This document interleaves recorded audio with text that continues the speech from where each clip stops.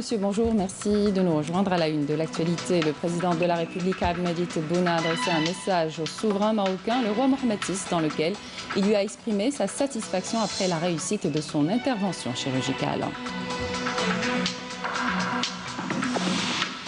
Intervenant par visioconférence aux travaux du sommet extraordinaire Chine-Afrique sur la solidarité contre le Covid-19, le président de la République, Abdelmadjid Tebboune, exhorte les pays en développement à s'acquitter de leur rôle de défenseurs des aspirations et droits fondamentaux de leur peuple.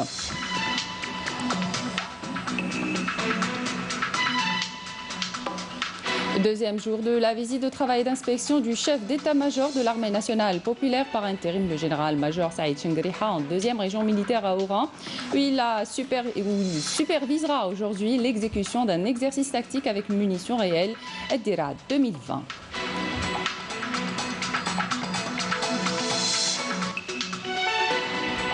Et à Paris, des militants rebaptisent symboliquement la station de métro Gallieni au nom de Josette et Maurice Audin, une manière de dénoncer le racisme et le débat autour des personnes impliquées dans l'histoire de la colonisation.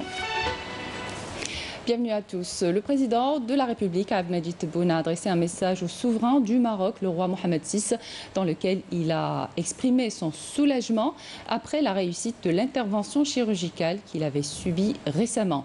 Votre Majesté, le roi et cher frère, j'ai appris avec immense soulagement et assurance la nouvelle du déroulement avec succès de votre opération chirurgicale. Je ne puis à cette occasion que remercier Dieu Tout-Puissant de sa grâce, le priant de vous accorder un prompt rétablissement et de vous préserver de tout mal, a écrit le président de la République. Je vous prie, Votre Majesté, d'agréer mes vœux sincères de santé et l'expression de mes sentiments de considération et estime, a ajouté le président de la République.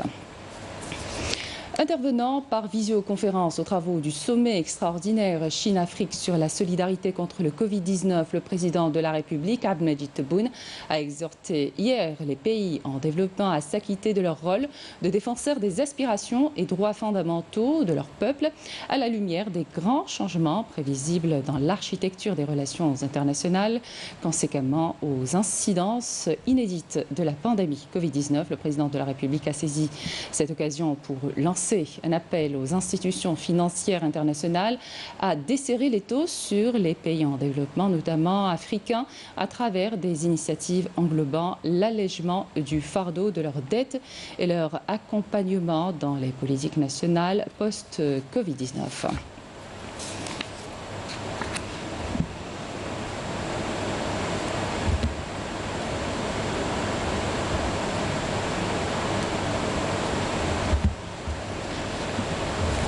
L'actualité parlementaire à présent, le Conseil de la Nation tient ce jeudi une plénière consacrée aux questions orales adressées à des membres du gouvernement.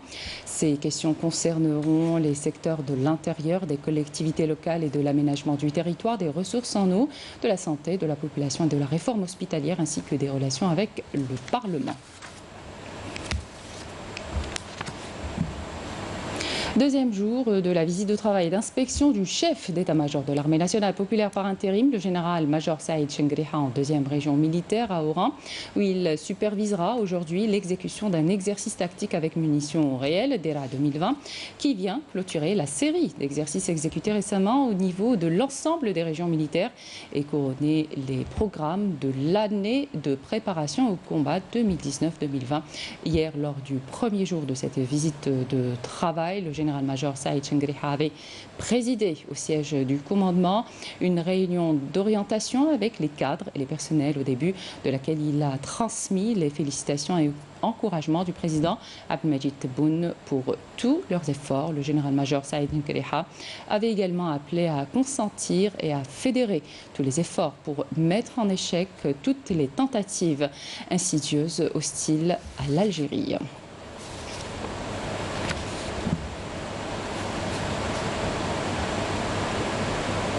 Le ministre de l'Énergie et président de la conférence de l'OPEP, Mohamed Arka, participe aujourd'hui aux travaux de la 19e réunion du comité ministériel mixte de suivi OPEP-non-OPEP. Les travaux se tiendront par visioconférence. Cette réunion sera consacrée à l'examen de la situation du marché pétrolier international et à ses perspectives d'évolution à court et à moyen terme. Les membres du comité auront également évalué lors de cette réunion le niveau de respect des engagements de baisse de la production des pays signataires de la déclaration de coopération pour le mois de mai 2020, tel que décidé le 12 avril dernier lors de la 10e réunion ministérielle OPEP-non-OPEP.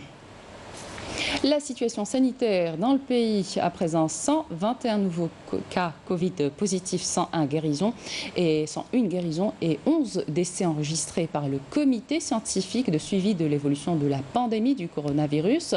Voici le bilan détaillé dévoilé hier par le porte-parole du comité scientifique de suivi de l'évolution de la pandémie du coronavirus. Écoutez Jamel Fourar.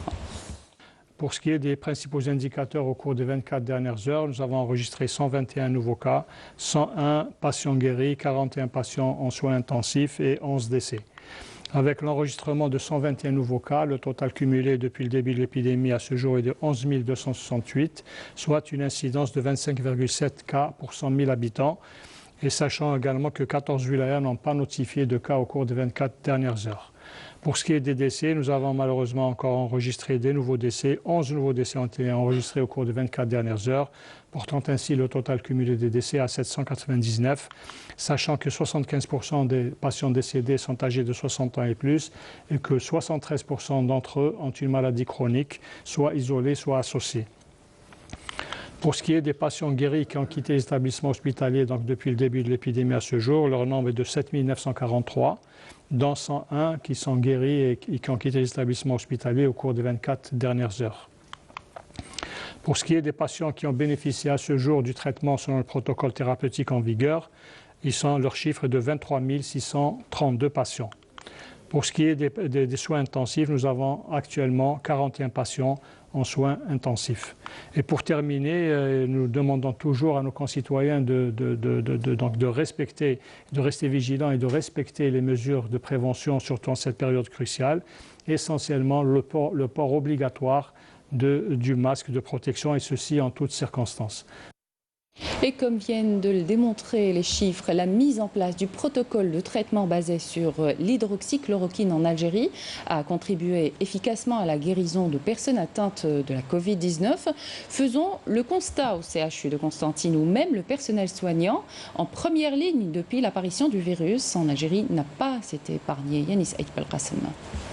Depuis 3 mois, le personnel médical lutte contre la pandémie du coronavirus et malgré toutes les mesures de protection, le risque de contamination les guette constamment. C'est le cas de cette infirmière de l'hôpital de Constantine qui nous raconte son expérience. Elle, qui pensait n'avoir qu'un simple rhume, s'est rendue compte qu'elle était contaminée. Après une période de soins intensifs, la voilà sur pied, applaudie par ses collègues. Je pensais que c'était une petite grippe, un petit rhume. En bas, ça s'est un peu aggravé. Comme je suis de l'épidémio, donc je connaissais toute leur symptomatologie, ça a commencé et au scanner était positif. Et j'ai pris mon traitement, je suis là. C'est dans le même service spécial Covid-19 de cet hôpital que 39 cas atteints du virus sont guéris grâce au traitement à la chloroquine. Je suis fonctionnaire dans un bureau de poste. J'étais constamment en contact avec les pièces et billets qui nous parvenaient de partout et nous envoyons l'argent à d'autres bureaux de poste. Donc soyez prudents, cette pandémie est bien réelle.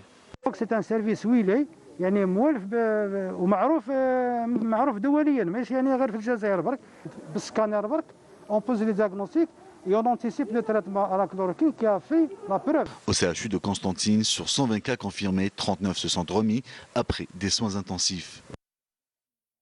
Allons à présent du côté de Tlemcen où le mouvement associatif a procédé à la distribution de milliers de masques de sécurité. Il faut savoir que la disponibilité des masques est rendue possible là-bas grâce à l'apport indéniable des ateliers relevant du secteur de la formation professionnelle. Camélia Hamoum Adel Boukhams. ارتداء الكمامه نتاعنا نتباعدوا اجتماعيا نخرجوا عند الضروره والكمامه عندها غير 4 سوايع ونغيروا C'est là une partie des multiples actions de sensibilisation menées à travers les différentes localités de Tlemcen par le mouvement associatif local. Une occasion pour sensibiliser les gens, mais aussi pour distribuer des masques de sécurité.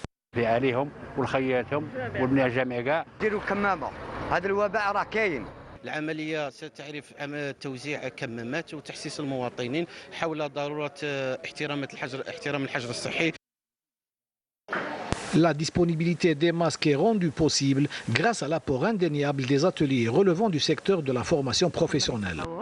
أنا والزميلات نتاعي منهم الدائمون ومنهم المؤقتين نشكرهم كثيرا على هذه المبادرة اللي قمنا بها وكانت الانطلاقة منذ 19 مارس حتى لهذا التاريخ تاع اليوم. العملية التي نقوم بها اليوم هي عملية توزيع كمامات بالمجان على مستوى المواطنين لمختلف الدوائر. العدد الذي أنجزه القطاع اليوم 30,000 كمامة أنجزها القطاع وسوف توزع على مختلف الرياضة مديرية النشاط الاجتماعي ومديرية الثقافة قد تم تزويدهم بالكمامات. De leur côté, les éléments de la conservation des forêts contribuent à cette campagne à travers la désinfection des espaces publics. Façon de dire que la lutte contre la maladie du nouveau coronavirus est l'affaire de tous.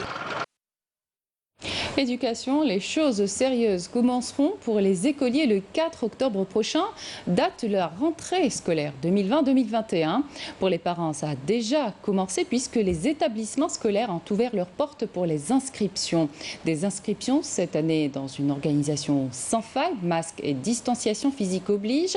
Le coronavirus pose ses règles. Cette rentrée, que ce soit pour les parents, les élèves, pour le personnel pédagogique. Sarah Derbel. Ils sont là pour inscrire leurs enfants et récupérer les bulletins de fin d'année. Ces parents effectuent les démarches au niveau des établissements scolaires. La direction de l'éducation d'Alger Ouest a installé un dispositif pour accueillir les parents d'élèves dans les meilleures conditions. La désinfection de l'ensemble des établissements scolaires concerne les 3 cycles. Le port du masque est obligatoire ainsi que le respect de la distanciation physique.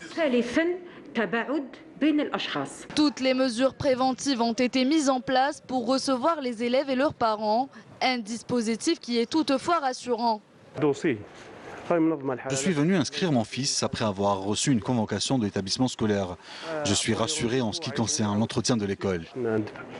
J'ai reçu un appel qui concerne l'inscription de mon fils. On m'a demandé de venir aujourd'hui et de ramener le dossier nécessaire pour effectuer les inscriptions. En tous les cas, tout est bien organisé. Nous avons utilisé l'espace de la cour de récréation pour imposer la distanciation physique entre les parents et les enseignants. Nous avons contacté les parents par le biais de notre site électronique. Les concernés ont répondu présent.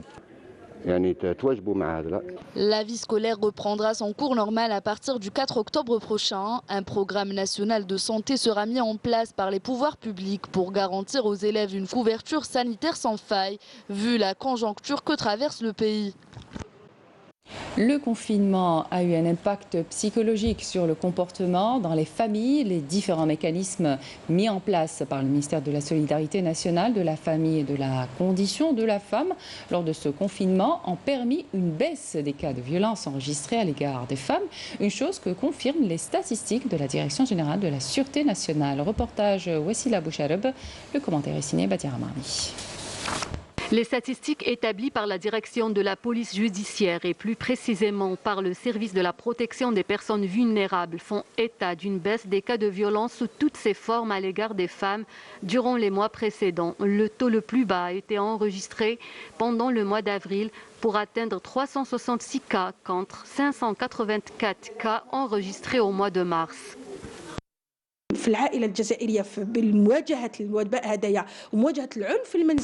Pour faire face à la violence conjugale et dans le contexte particulier marqué par la pandémie du coronavirus, nous avons concentré nos efforts sur le côté relationnel de la famille algérienne. Contrairement à l'étranger où cet aspect est inexistant. Dans la société algérienne musulmane, les gens s'entraident dans les moments difficiles.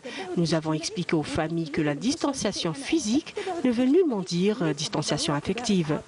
Il est établi que les femmes algériennes passent plus de temps à la maison contrairement aux hommes. La crise sanitaire et le confinement ont beaucoup bouleversé les habitudes des familles. الزواج اللي كانوا قبل الكونفينمون كانوا يتفاهموا. Les couples qui vivaient en harmonie et dans la stabilité, ceux qui n'avaient ni problèmes financiers ni familiaux avant l'apparition de la Covid-19, ont continué à vivre normalement ce confinement. Or, les couples et les familles qui étaient déjà fragiles l'ont subi négativement. Le réseau Wassila prend en charge les préoccupations des femmes et des enfants. Il a multiplié les actions de ses équipes pour assister les personnes les plus vulnérables.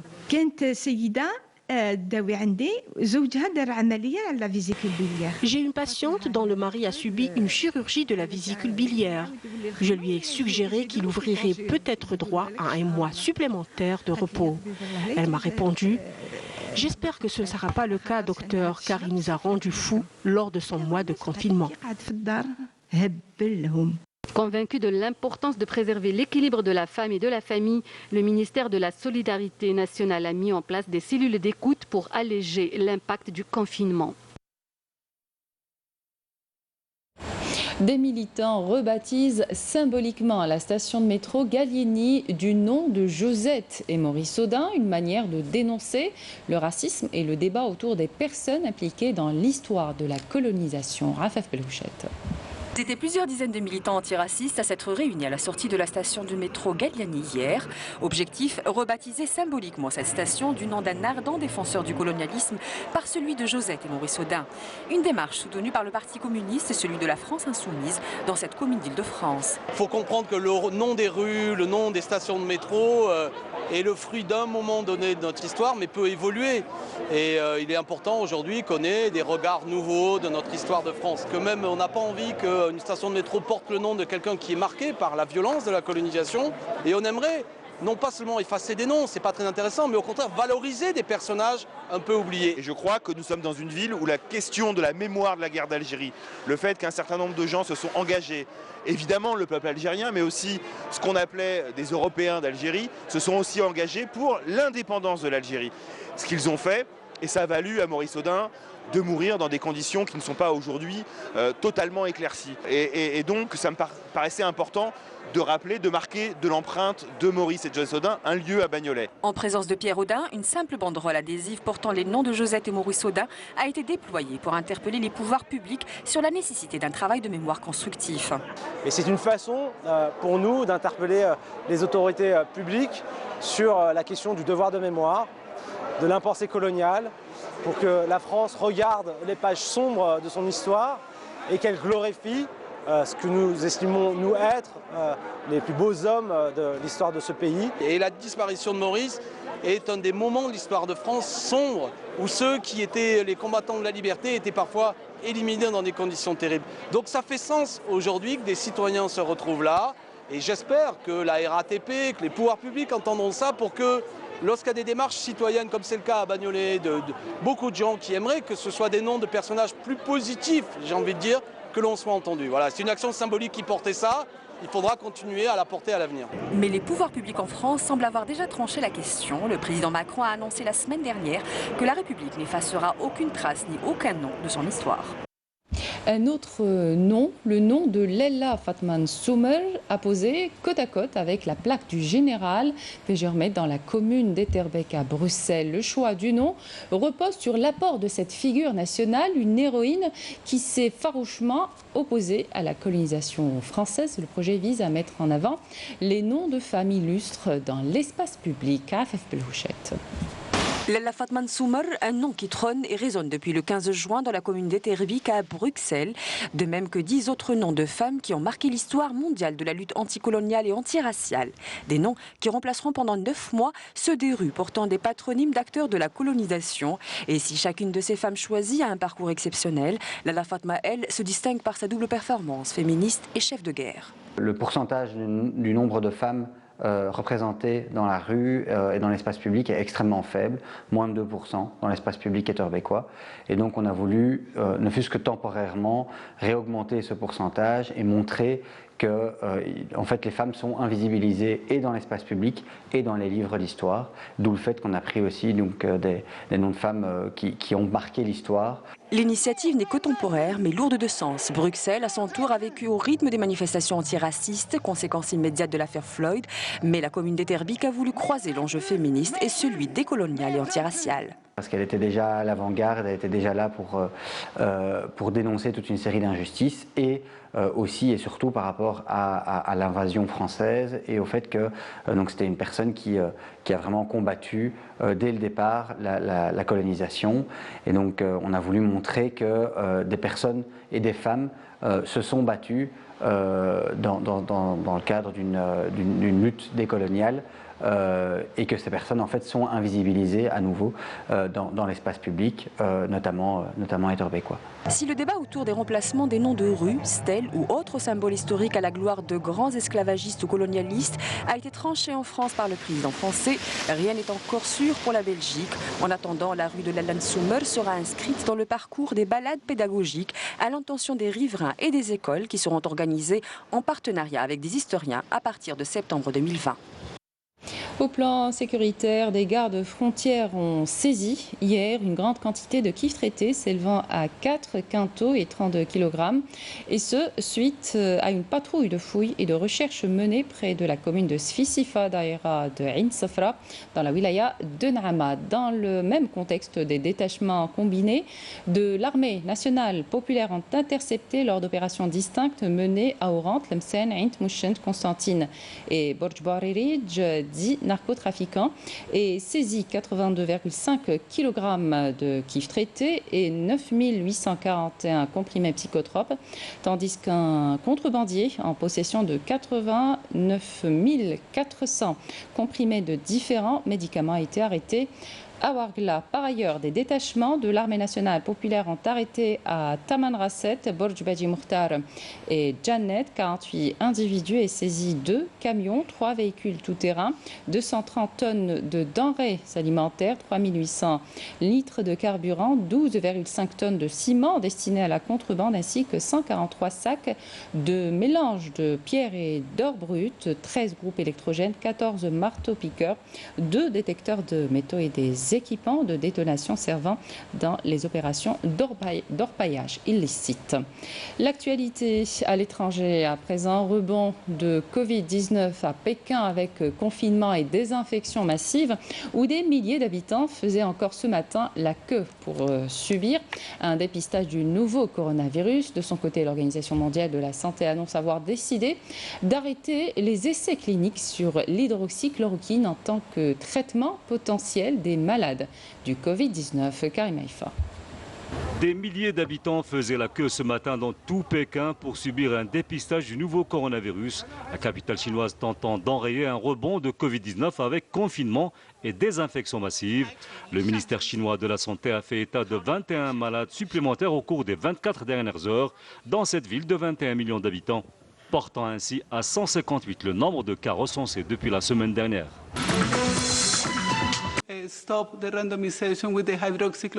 L'Organisation mondiale de la santé annonce avoir décidé mercredi d'arrêter les essais cliniques sur l'hydroxychloroquine en tant que traitement potentiel des malades du Covid-19 hospitalisés, arrivant à la conclusion que cet antipaludéen ne réduisait pas leur taux de mortalité. Cette annonce survient 2 jours après que les autorités sanitaires américaines ont retiré l'autorisation d'utiliser dans l'urgence 2 traitements antipaludéens contre le Covid-19, la chloroquine et l'hydroxychloroquine, défendus par le président Donald Trump.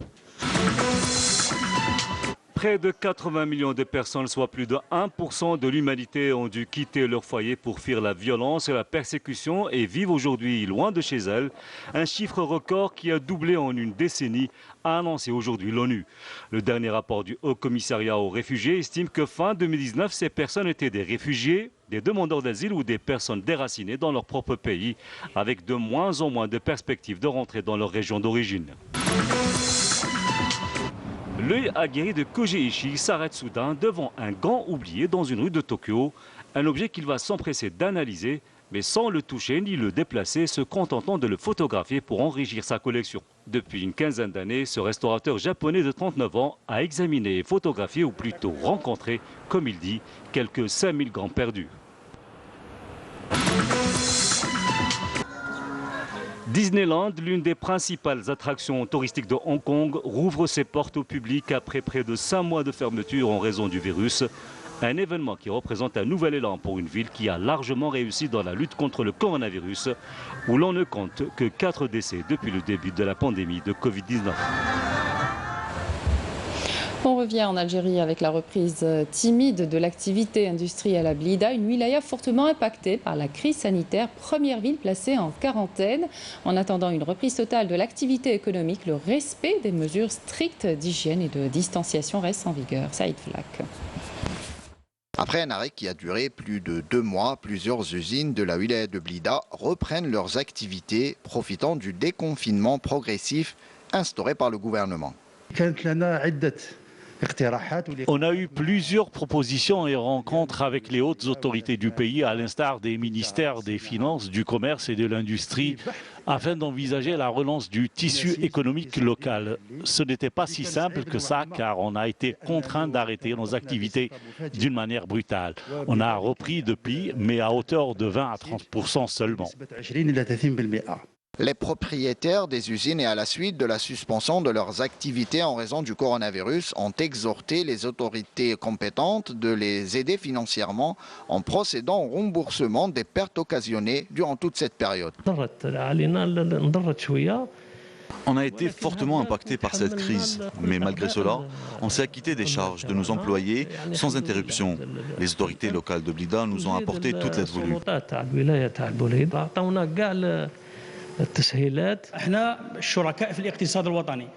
Nous, les petites et moyennes entreprises, sommes des acteurs majeurs de l'économie nationale et pour assurer une relance efficace de cette économie, il est important pour les autorités de nous aider et de nous accompagner. Personnellement, au sein de ma société, j'emploie près de 30 travailleurs, mais si je peux avoir les moyens nécessaires, pourquoi pas étoffer mon personnel davantage et offrir ainsi plus d'opportunités de travail. En attendant une reprise totale de l'activité économique, les différentes entreprises de la wilaya de Blida ont pour obligation de se conformer aux mesures strictes d'hygiène et de distanciation pour éviter la propagation du virus. Tout autre sujet à présent, le village de Mertutek dans la commune d'Idiès à Tamanrasset bénéficie d'une attention particulière des autorités. De nouvelles infrastructures ont été réalisées au profit des habitants de ce village des montagnes du Hogar. Saïd Flak. Cette route nous mène vers le village de Mertutek. On peut rouler des heures et des heures pour arriver à ce patelin. Plusieurs projets de développement sont menés dans cette région, à l'exemple de cette salle de soins fraîchement inaugurée. Une annexe de la mairie récemment réceptionnée, une centrale solaire pour la production d'électricité, des logements ruraux en cours de construction, un domaine agricole riche et varié. Bref, le développement de cette contrée n'est pas en reste. La terre est fertile ici. On arrive à avoir toutes sortes de fruits et légumes. Nous sommes très éloignés de la ville. C'est difficile pour nous de faire des achats. Les gens ont bénéficié de logements pour les encourager à rester dans ce village. Toutefois, on trouve des difficultés à acheminer la matière première en raison de l'éloignement. La population, satisfaite de ces acquis, espère en avoir davantage. Nous réclamons une ambulance. On espère en bénéficier le plus tôt possible. Les petites filles arrêtent toute l'école au terme de la 5e année primaire. Elles veulent continuer, mais on manque de CEM ici. Très souvent, c'est les parents qui déscolarisent leurs fillettes pour des considérations liées aux coutumes et traditions de la région, puisque la fille ne se déplace pas hors du village. Cette situation ne doit plus perdurer. Très prochainement, on espère ouvrir un CEM ici. Nous avons aussi tracé plusieurs projets de développement qui seront lancés bientôt, surtout en ce qui concerne la lutte contre l'érosion du sol de nos terres agricoles.